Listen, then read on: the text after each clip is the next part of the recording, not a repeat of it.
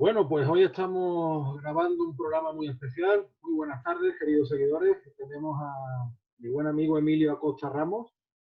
Nos conocimos a través del diario digital Españoles de Cuba y poco a poco pues hemos ido labrando una fructífera amistad de españoles de ida y vuelta.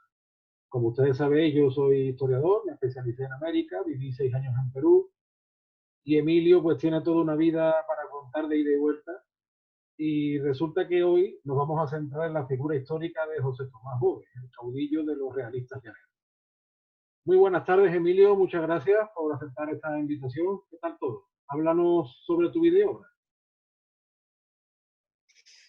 Bueno, primeramente que nada, muchas gracias a ti, Antonio, por esta invitación. De verdad que encantado una vez más de tener este tipo de charla entre amigos, porque ya tenemos mucho tiempo ya conociéndonos por las redes, como bien dices, tanto por el portal de Españoles de Cuba, que hemos colaborado un poco con artículos.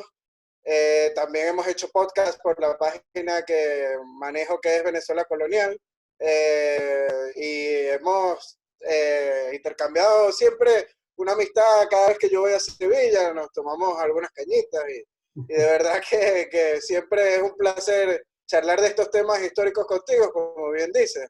Pues somos españoles que han vivido muchos años en las Américas. Y bueno, pues sí, mi vida es un poco de ida y vuelta.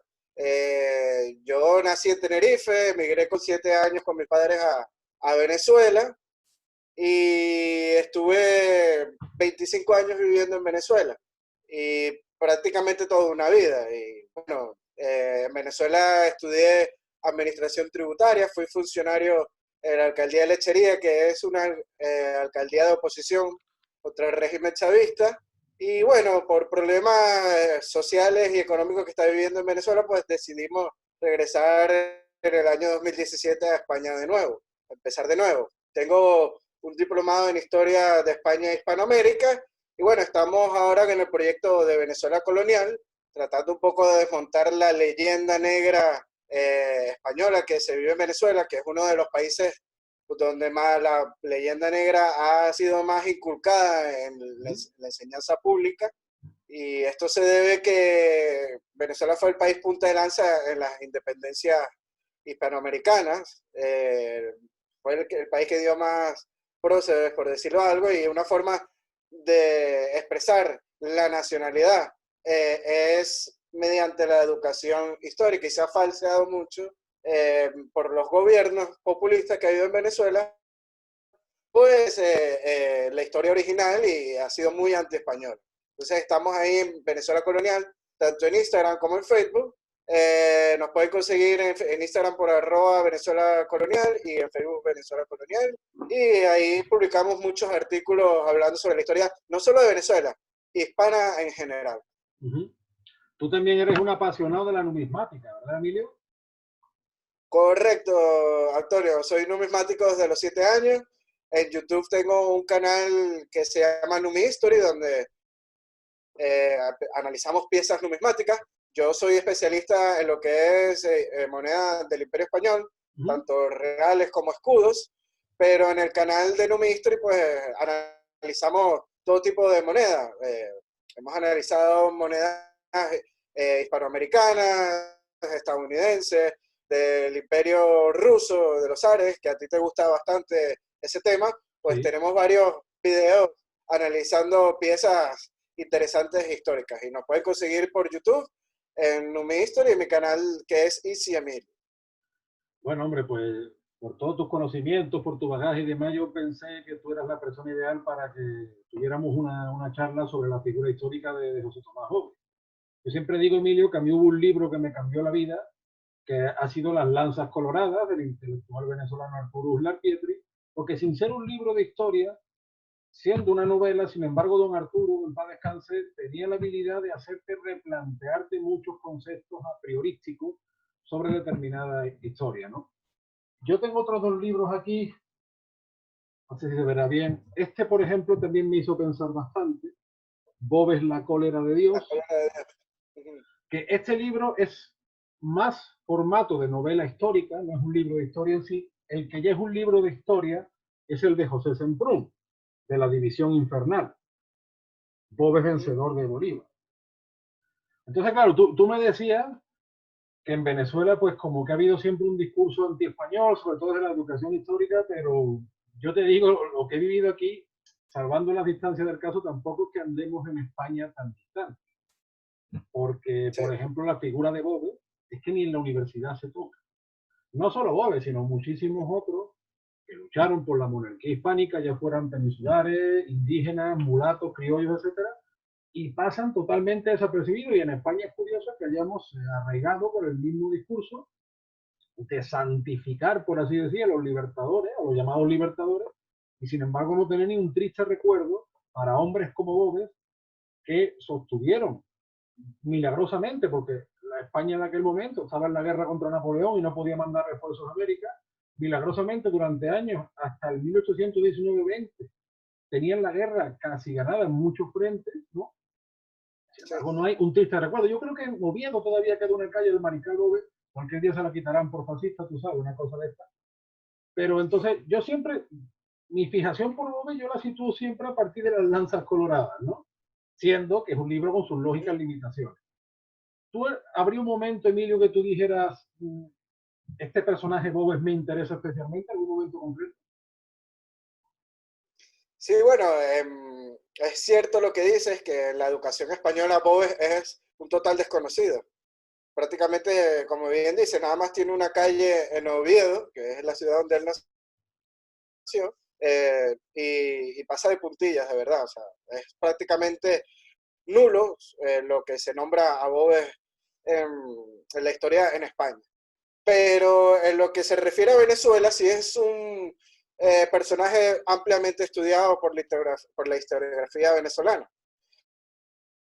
Pero siempre desde un lado como negativo, porque siempre lo colocan como el archienemigo de Simón Bolívar. Bueno, eso es Digamos cierto. que, Eso en concreto ¿cómo? es cierto. Que eso en concreto es cierto. Sí, sí, prácticamente es cierto, pero pongamos el ejemplo de que Bolívar es Batman y Bob es el Joker o el Guasón, como se le dice en Hispanoamérica. Muy buena comparación. Sí. Entonces siempre es como el malo, el sangriento, el sanguinario. Entonces, bueno, pero después con los años me llamó mucho la atención, ¿no? De este personaje, pero cada vez que yo compraba un libro biográfico de Boves y me ponía a leerlo, se basaba más que todo en las novelas existentes en Venezuela, como Boves el Uruguayo de Herrera Luque, Uh -huh.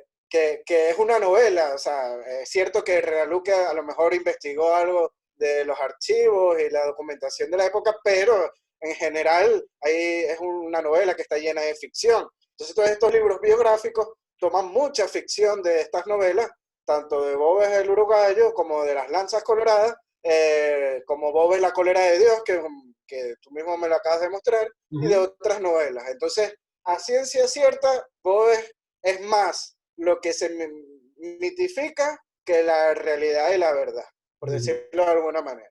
Sí, sí, sí. Es un personaje, claro, además muy apto, entre comillas, para todo eso de la leyenda negra.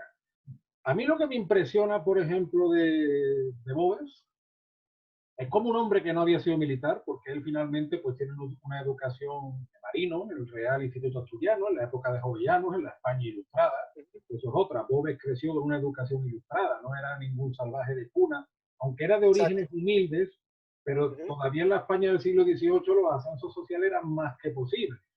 Eso muchas veces no se entiende desde un concepto negro legendario.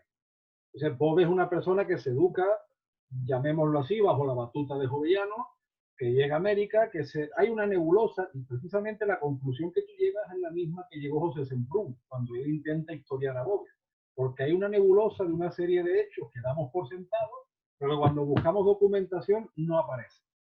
No Por existe. ejemplo, está la fase oscurantista de Bob. Y luego hay una pequeña parte de la historiografía que llega hasta el chavismo, es curiosísimo esto, y eso empieza un poco con Juan Uslar, que yo nunca he tenido el dato exacto si era hermano de don Arturo. Porque la teoría de Juan Uslar es que Boves en verdad no era realista, sino que era una especie de precursor de un marxismo rastafari. Y entonces, pues, ese marxismo rastafari incluso se enfrenta a la corona. Eso se contradice con un dato, que es que, por ejemplo, su sobrino, Benito Boves, estuvo hasta las últimas con Agualongo, e incluso parece ser que estuvo implicado en el asesinato de su En hermano. Pasto, sí. Eso es. Luego, Chávez, yo recuerdo una vez en esos discursos surrealistas que daba, mostrando el libro de Juan Uslar, ¿no? Que parecía un telepredicador, diciendo lo mismo, Boves no era realista. Y entonces, pues te pone a. Claro, decía el enfrentamiento con Bolívar era porque es que Bolívar no lo comprendía. No comprendía la ansia de lucha de clases que tenía Boves. Entonces, claro, estamos probablemente ante un personaje, el personaje más deformado de nuestra historia. Cuando a mí lo que me apasiona de ese personaje, una de las muchas cosas, es que como un hombre que viene de cuna humilde, con una educación ilustrada y que sin embargo logra de la nada un ejército popular en los llanos, una extensión de tierra que a día de hoy junta las actuales repúblicas de Venezuela y Colombia y que vence una y otra vez a las tropas de Bolívar. El mismo Bolívar ya lo tenía desesperado. Entonces, eso es una cosa que a mí ya como historiador me parece fascinante. ¿A ti hay algún rasgo de Boves, del llamado Taita Boves, ¿no? Esa palabra Taita que es como papá, ¿no? Que algunos dicen que vienen del Sí, quechua, otros dicen que viene del vascuence Aitá. Bueno, el Taita. ¿A ti hay algún rasgo del Taita Boves que tú digas que lo destacaría? ¿Tú dijeras que destacaría? Bueno, muchísimos rasgos de José Tomás Boves. Para empezar, hay que decir que nació en el año de 1782. Bolívar nació en 1783. O sea, prácticamente son de la misma edad. O sea, hasta en eso son ciertamente parecidos, como figuras antagónicas, por decirlo de algún modo. Como bien dices, él nació en Oviedo, en Asturias, de una clase humilde. Su madre le paga los estudios y estudia la Real Armada Española como piloto. O sea, que no era ningún salvaje ni ningún ser que no estudió. Pues para ser piloto, pues hay que saber de astronomía, de millas náuticas, etcétera. O sea, es una persona que es ilustrada en ese sentido. Él llega en el año de 1803 a Venezuela porque está ya una vez que sale de la Armada, él trabaja en una compañía de los Plats, eran asturianos, y ellos llevaban mercancías a Venezuela, correo también, y bueno, él llegó a Venezuela de esta manera. En 1803 era muy joven, 19 o 20 años cuando llegó a Venezuela. De hecho, Boves hablaba con acento venezolano, no hablaba con acento peninsular, por tantos años que vivió en Venezuela, porque como bien digo, pues llegó muy joven. Entonces, hay muchos mitos en cuanto a los primeros años de Boves en Venezuela. Entre esos mitos están que él era contrabandista. Es posible que hubiera sido contrabandista trabajando con esta compañía. Era una manera de ganarse la vida en aquel momento, pero es dudoso porque cuando ya Boves llega a Venezuela, el monopolio no existía. Ya había sido anulado en las Américas. Entonces es como que muy raro que se haya dedicado al contrabando. Pero bueno, supuestamente se le acusó de contrabando, fue enjuiciado, y en este juicio se dice, según el Real Luque, que lo defendió Juan Rocio. Juan Rocio es el que fue vicepresidente de la Gran Colombia y redactó la constitución de la Primera República de Venezuela. Era mestizo, por cierto, algo que yo nunca entendí, como un mestizo apoyó a los mantuanos. Nunca lo entendí, pero bueno, terminó siendo independentista. Pero supuestamente el Real Luque, no hay ninguna documentación que lo sustente, dice que Rocio defendió a Boves en este juicio. Bueno, resulta y acontece que en este juicio se le da una sentencia de 8 años de prisión. Pero interviene, creo que, si no me equivoco, un familiar de Boves con poder, o un gran amigo de Boves, no me acuerdo el nombre ahora de él, y hace que lo destierren a Calabozo. Calabozo es una ciudad en el llano venezolano que está prácticamente en medio de la nada, era un pueblito. Y bueno, ahí se convierte en pulpero, empieza a Bueno, tener un contacto momento, con todo perdón que lo te que es. interrumpa. Emilio, perdón Sí, que te interrumpa porque buena parte de la gente que nos sigue, ¿no? De la península a lo mejor no conoce muy bien lo que es pulpero o pulpería. ajá. Bueno, un pulpero es como el que tiene una tienda de abastos Eso es. o de marinos, creo que se llama aquí en En España, Madrid ¿no? se les decía hasta, todavía se le dice ultramarino, ¿no? Ultramarino, ajá, ultramarino. En Bueno, que Perú, tenía por como una, ejemplo, en Perú le llaman ajá, bodega. bodegas también, una bodega, exacto. Ajá. Tenía un ultramarino, una bodega, pues donde vendía alimentación, etcétera, para que nos entendamos. Entonces, bueno, él era un pequeño comerciante.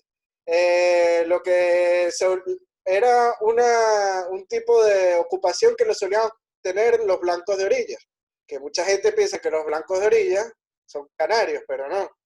Blanco de orilla es todo aquel persona humilde que emigra a las Américas, en este caso a Venezuela, ya sea peninsular, o inclusive italianos, cuando los italianos eran parte del Imperio Español, también se Uh-huh. les consideraban blancos de orilla. O sea, que no solo los canarios eran blancos de orilla, más que todo este término es para la gente humilde, que no tenía medios y llegaba a hacer las Américas. Entonces, bueno, tiene una ocupación humilde y los mantuanos lo veían mal. Entonces, veían mal que era una persona de baja clase, por decirlo de alguna manera, de pequeño Bueno, los comerciante, no mantuanos, era de perdón alta. Emilio, que te interrumpa, los mantuanos Uh -huh. estamos hablando de la oligarquía caraqueña, ¿no? De la oligarquía que mandaba, la oligarquía criolla o incluso mestiza que mandaba al actual territorio venezolano, en la época preindependencia, en la época de los virreinatos, ¿no? Exacto. Y se le llamaban mantuanos porque las mujeres, cuando iban para misa, se ponían unos mantos encima de la cabeza y bueno, por eso es que le llamaban mantuano. Un Mantuano, por el manto. manto. Uh-huh. Exacto. Entonces, bueno, entonces se le dice que esta clase criolla, pues, lo rechazaba por ser, no ser de alta alcurnia. Entonces, ahí se cae una teoría. La teoría de que Boves supuestamente él quiso integrarse primero al Uh-huh. ejército independentista. Entonces, como una persona que era rechazada por los mismos mantuanos o por los mismos criollos, iba a querer ser parte del ejército independentista. De paso, una persona que había estudiado en la Real Armada Española. O sea, es algo, un sinsentido total. Entonces, ahí ya vemos la primera discordancia con respecto a la historiografía que hay de Boves en Venezuela. Y en ese Que es muy, sinsentido, Emilio, se añade un episodio que es muy de telenovela, por así decirlo, que es que lo azotaron públicamente, ¿no? Porque todo lo que atañe a la vida de Boves es presentado de una manera exagerada y brutal. Que se quiso presentar al ejército independentista y lo rechazaron y fue azotado brutalmente y aquello fue un espectáculo. Todo se tiñe de esos relatos, ¿no? bueno, lo que sí es verdad es que cuando inicia la guerra de la independencia, los patriotas o los insurgentes, cuando llegaron a Calabozo, pues todo, es bien sabido que cuando ellos llegaban a los pueblos era a conquistar y pasaban por armas a la mayoría de la población. Uh-huh. Entonces, Boves siendo peninsular, pues queman su pulpería o su bodega o su ultramarino y a su mujer, que él estaba casado con una mulata, era María Trinidad Bolívar, si no me equivoco se llamaba, estaba casado con una El mulata, apellido tenía WhatsApp, ¿eh? El sí, apellido. tenía guasa de paso, se casó con una Bolívar y mulata también.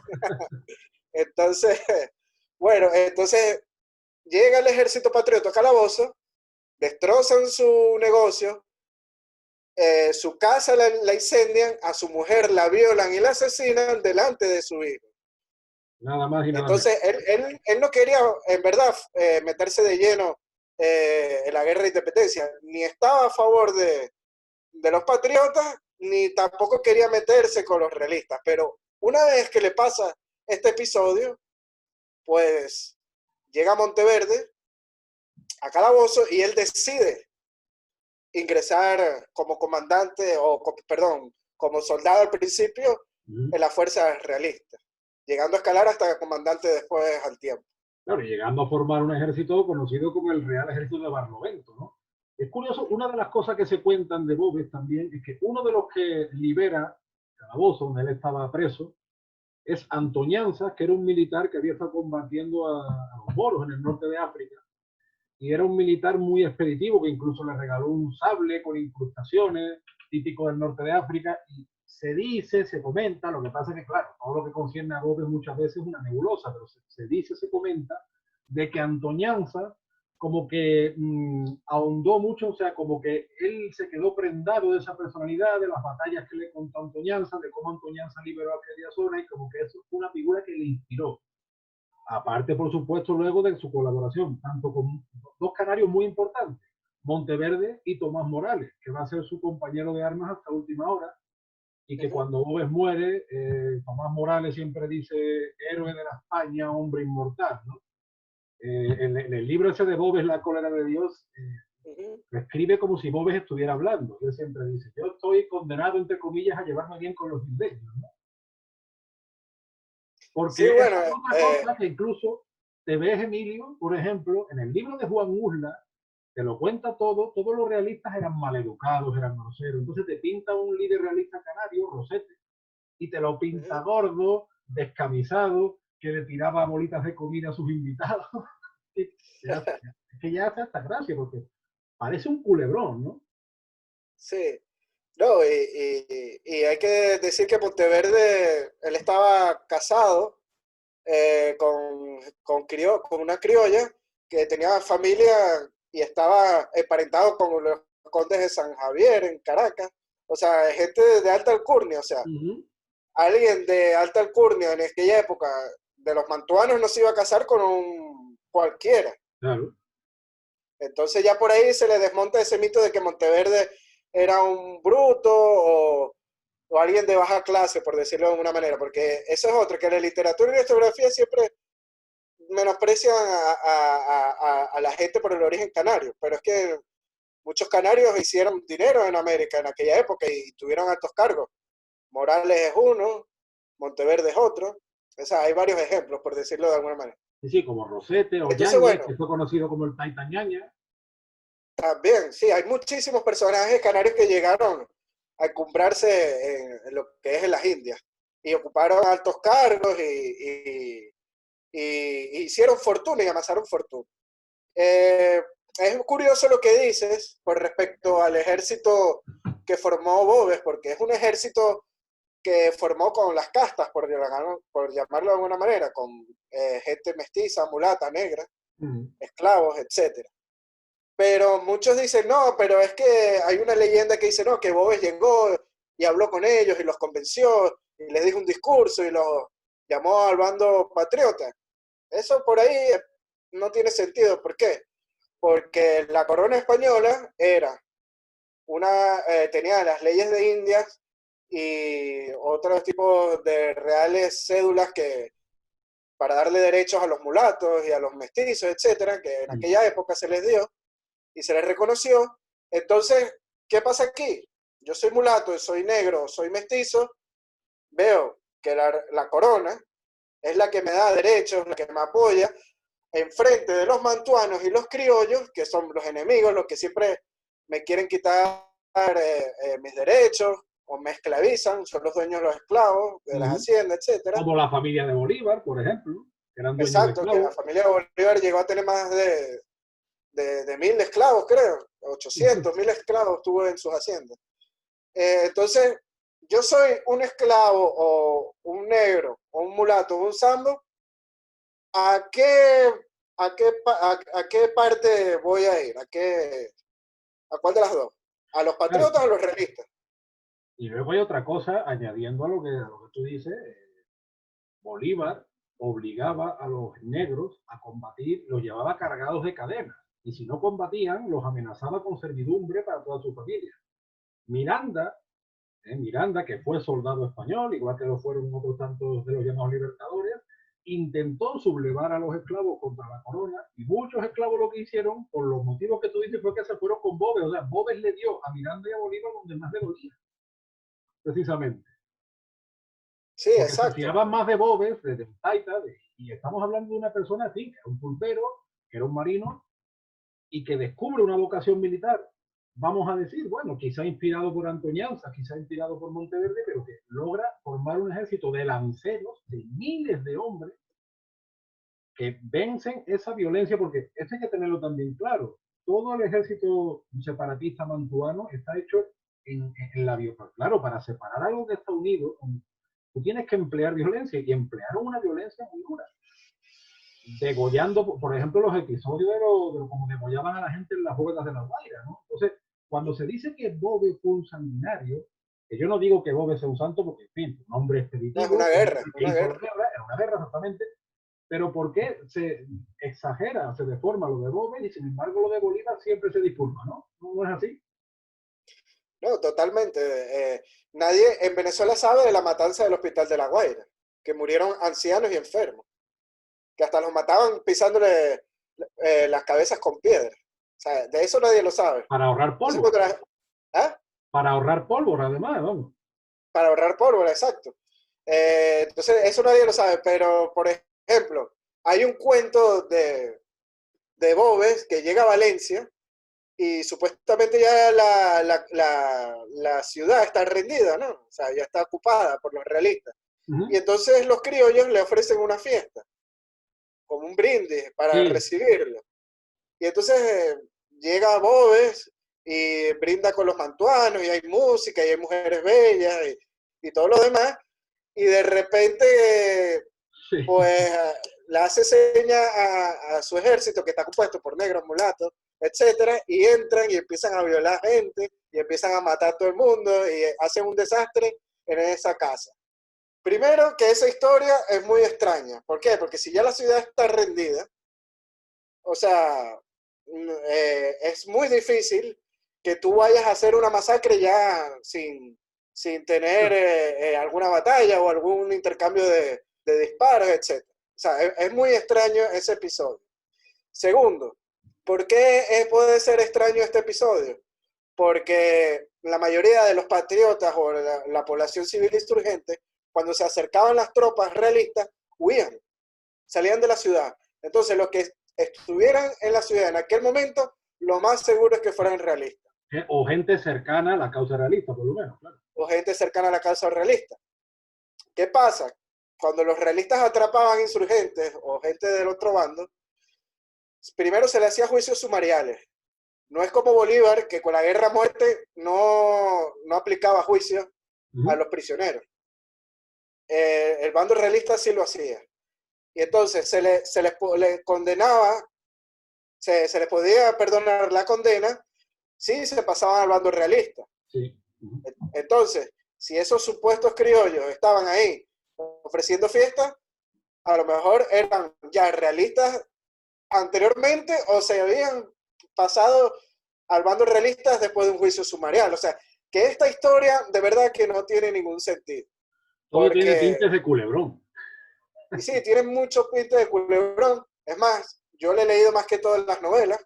En archivos históricos no he visto esta matanza. Obviamente, Bove sí fue sanguinario, porque acuérdense que a muchos prisioneros, pues, que agarraba, pues no tenía contemplación. Se Sí, le sí, hacía sí. el juicio sumarial, pero igual se le castigaba a muerte, ¿no? Bueno, Por decirlo hay de un alguna par de manera. anécdotas en ese sentido, por Sí, ejemplo, el famoso Espejo, que se cambió de bando no sé cuántas veces, y una anécdota que le dijo a Bobes que ya la tierra había vuelto a sus legítimos dueños, y él entonces en una recepción lo mandó a matar y le dijo, adiós Espejito, se te acabó la luz.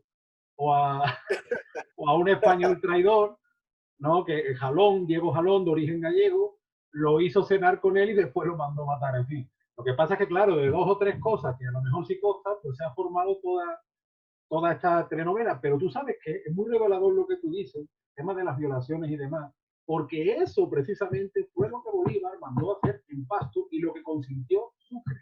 Sucre, cuya muerte está involucrado el sobrino de Boves, Benito Boves. sobrinos. O sea que al final, Sí. es que al final vamos atando cabos, ¿no? No, es que es así. Vamos atando cabo y tiene más lógica cuando uno se pone a analizar la historia con los hechos que han pasado en otras partes o por decir el marco de la época. Por Exactamente. ejemplo, lo de las leyes de Indias y todas estas cosas, o sea, no tiene sentido de que Boves llegó y con un discurso y no, es que ya de por sí las leyes de Indias existían, las reales cédulas también, etcétera. Y pasa una Entonces, cosa con eso, Emilio, porque, por ejemplo, hace unos años emitieron una novela en Colombia, La Esclava Blanca, donde, claro, ya muchos te admiten que las leyes de India protegían a los indios, pero ellos dicen a los negros no, y es falso, porque estamos llenos de documentación, sobre todo de los austrias, donde, por ejemplo, los reyes como Felipe IV mandan guardar todas las preeminencias de los llamados morenos libres, de los soldados morenos, o sea, desde la época de los austrias, así lo dicen, preeminencia. Entonces, en fin, es una parte de la historia que todavía está ahí y que explica mucho la acción de Boves, de cómo Boves llega al corazón de esta gente, también llega a una parte de los criollos, también llega a una parte de esos sí, claro. peninsulares isleños. Y yo lo que destacaría es eso, las dotes de mando de un hombre que, como tú muy bien dices, en principio la cosa no iba mucho con él y sin embargo se convierte en un líder natural que muere en aquella batalla de Eurica, y cuando muere lo que lleva encima eran 300 pesos vamos, que él no llevaba ni encima. Sí, Eso fue murió lo que pobre. dejó, mientras que otros, los llamados próceres, no parece que tuvieran una vida tan, digamos, austera, ¿no? Humilde. Sí. Entonces, No, bueno, es así. Primero, Boves era una persona que dormía con esta tropa, comía con esta tropa, o sea, para que un mantuano o un criollo comiera, compartiera mesa con un sambo, con un mestizo, con un esclavo, eso era imposible en la época. Boves lo hacía, y era una forma de ganarse a la tropa. Eso hay que tomarlo en cuenta. Y es por eso, por sus humildes orígenes. Era pulpero, trataba mucho a la gente común y corriente, gente llana de su pueblo en Calabozo. Es verdad que fue un líder, es verdad, sí tenía una retórica y una forma de llegarle a la gente. O sea, sí tenía ese espíritu de ser líder.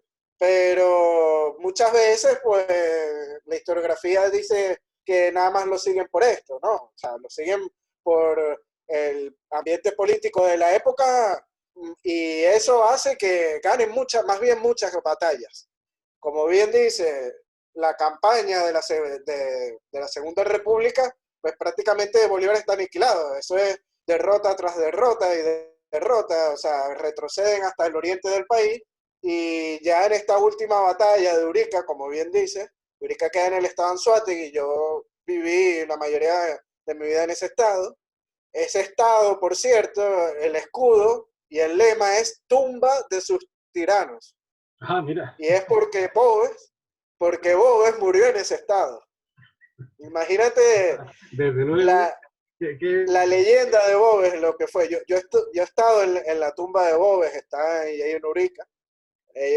Existe la tumba. bueno, No sé si todavía en verdad existe estará por lo enterrado menos. ahí, pero se dice, ¿no? Se dice que está enterrado ahí, pero sí tiene su tumba, como un cuadrado. Dice, aquí murió el tirano Boves y tal, en el año, en la batalla de Urica. Ni muerto lo dejan Bueno, en paz, por lo que veo, ¿no? ¿cómo? Que ni muerto lo dejan en paz, a Bobe. Sí, pero bueno, por lo menos tiene esa tumba. Sí.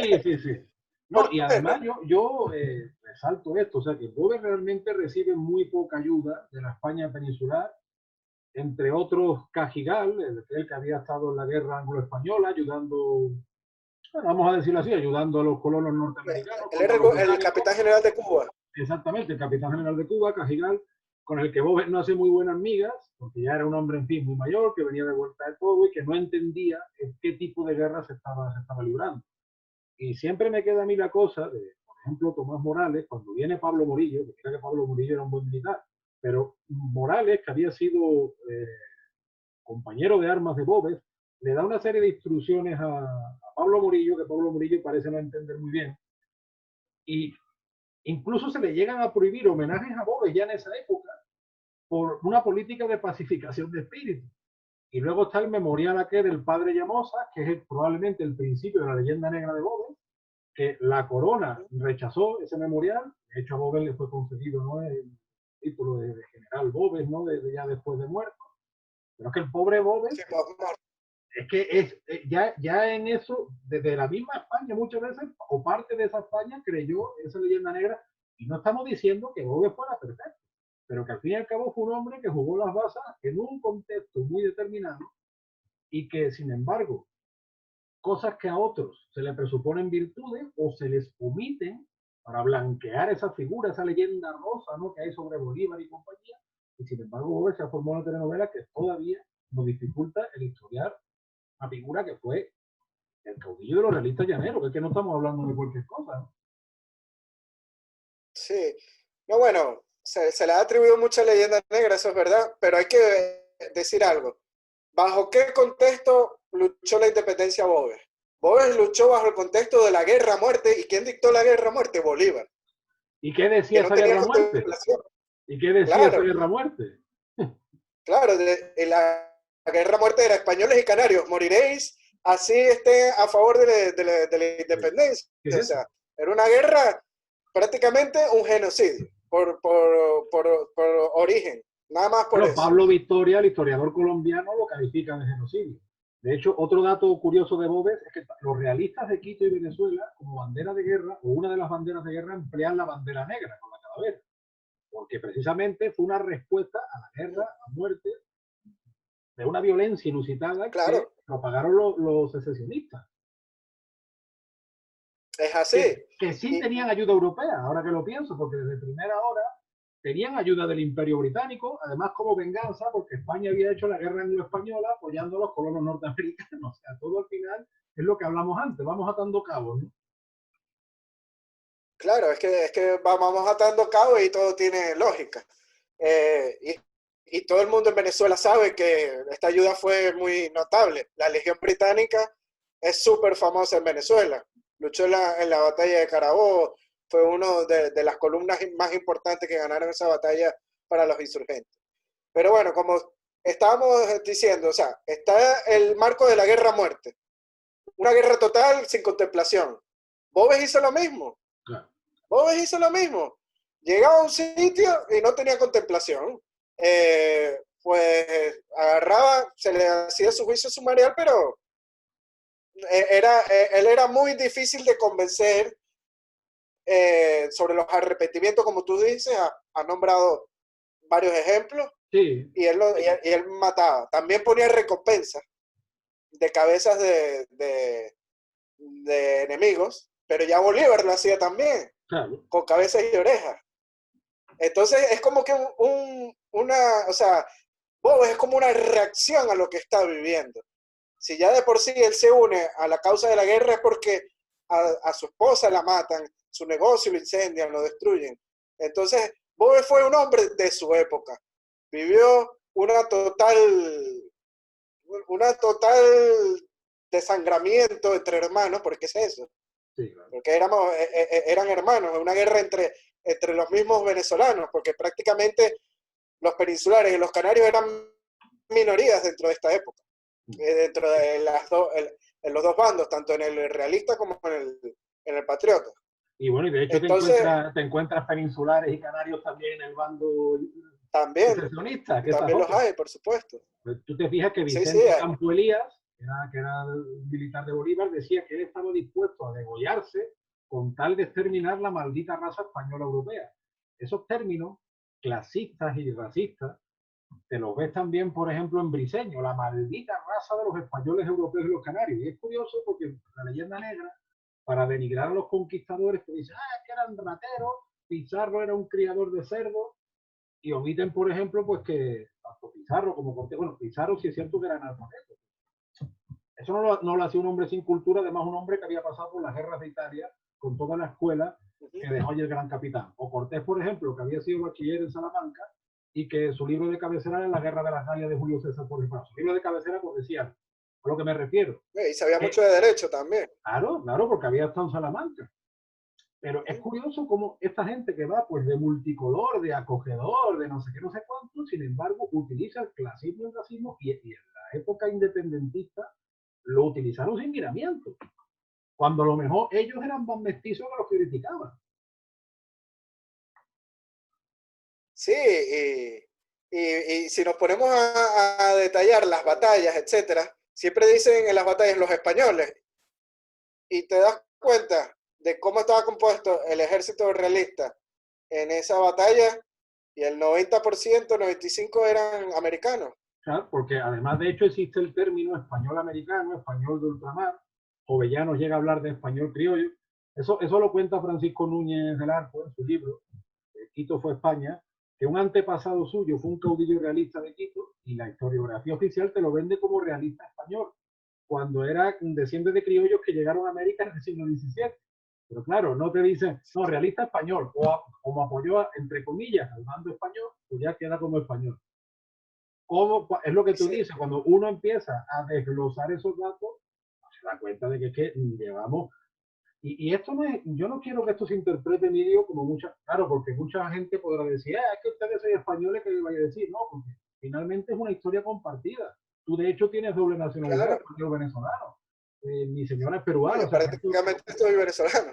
claro, Se me nota, hablo como venezolano. claro, esto es una historia compartida entre ambos mundos y que todos, porque finalmente el Estado español actual es un producto más de aquella ruptura de la monarquía hispánica. Entonces, tenemos que hacer historia entre todos, pero hacer historia con todos sus claroscuros, perdón, y todas sus complejidades, y no quedarnos en telenovelas. No, y es como tiene que ser. Hay que estudiar la historia, por decirlo de alguna manera, a profundidad. Y porque hay que estudiarla de esa manera, porque cuando tú lees la historiografía oficial, sobre todo en los países hispanoamericanos, o sea, hay cosas que no te cuadran, ¿no? O sea, no tienen sentido. Entonces hay que estar atando cabos a cada momento para buscarle lógica a las cosas. Pero Por ejemplo, yo te insisto en que en España no es muy diferente, ¿eh? ¿Cómo? Que yo te insisto en que en España no es muy diferente el caso historiográfico. Sí, sí. En España también hay que atar muchos cabos, es igual, pero bueno, estamos hablando en este momento de Boves y Boves es un ser con leyenda negra y hay que estar en eso, atando cabos, buscando cosas con lógica, porque la historiografía que existe de Boves viene más que todo de Venezuela. Y como te digo, muchas se basan en novelas, cosas que no existieron. Incluso en su muerte, se dice que el que lo mató de un lanzazo fue Pedro Saraza. Pero eso no hay constancia de que haya sido así. Muchos dicen que Boves ya había muerto por un balazo en las primeras de cambio de la batalla de Urica o de un lanzazo. Sí. Entonces no se sabe quién fue en realidad quién lanzó la lanza. También hay una teoría que el propio Morales lo asesina a espaldas. Anda, mira, esa no la sabía yo. Sí, sí, en Venezuela hay esa teoría también, de que como que había sospecha de que Boves quería tomar el poder y autonombrarse, no sé, como una especie de emperador, algo así, algo como lo que hizo Iturbide en México, Sí. parecido. Que él quería como que agarrar el poder en Venezuela, entonces ya como que supuestamente Morales le tenía ojeriza y entonces aprovechó la batalla de Urica y de espalda lo mató de un lanzazo. Es una de las teorías que se dicen. Pero bueno, la realidad es que haya muerto por alguna lanza de las primeras de la batalla, no sé, que una lanza que no se sabe de quién vino, que es anónima. Esa batalla se gana, la ganan los realistas, la batalla de Urica, y prácticamente deja knockouts al ejército patriota. Y pierden la Segunda República. Eso fue ya como que la batalla decisiva de la pérdida de la Segunda República para los mantuanos. Que Boves la ganó después de muerto, como el Cid campeador, salvando la distancia. Sí, bueno, de hecho, una vez de muerto, hay un diplomático español que le escribe a Fernando VII, no me acuerdo ahora el nombre de ese diplomático, que le dice, si Boves estuviera vivo, ya eso es en la campaña de la Tercera República en Venezuela, si Boves estuviera vivo, pues la suerte sería diferente, porque era un excelente comandante, que a sus tropas siempre daba el ejemplo y que menos mal que lo que están muriendo más que todo son criollos, es lo que dice en la carta, y no españoles, pero que seguramente con Boves al frente la historia hubiera sido muy diferente. Hay que decir que a Boves reconoce después de muerto el título de general. Sí, lo que se lo reconoce antes. Fernando VII. Sí, señor. Y a su madre le dan una ayuda de por vida. Sí, una pensión. Sí, una manutención de por vida. Creo que eran unos 400 reales, algo así, que en aquella época era bastante dinero, por los servicios que prestó su hijo y por haber quedado prácticamente sola. Y el rey Fernando VII, pues, post-mortem Boves, pues ayudó a la madre de este. Eso que tú dices, Emilio, también lo dijo Tomás Morales, siempre insistió que la historia con Boves hubiera sido distinta. En fin, Boves a mí me parece una figura apasionante, fascinante, trágica, una época desgraciada, de mucha violencia, Emilio, y yo espero, ya llevamos un tiempo, yo espero que entre tú y yo pues hayamos ayudado un poco a ir pues limando esas asperezas, ¿no?